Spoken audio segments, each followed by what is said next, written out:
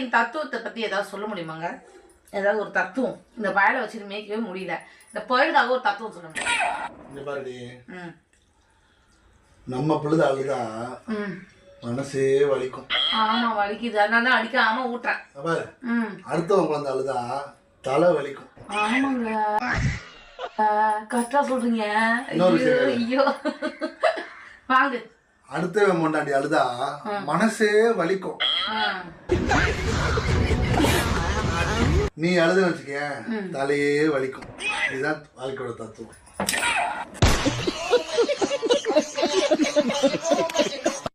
தத்துவத்தை கேட்டா அடுத்தவன் பொண்டாட்டி பத்தி ரசிச்சு வசன பசனுங்கிற உன்ன போய் உட்கார சொன்னது. போ கிடைக்கலாம் வந்துட்டாங்க. தத்துவத்தை பத்தி பேச, தத்துவத்தை பேச. அடுத்தவன் பொண்டாட்டி அழுதா வலிக்குமாங்க.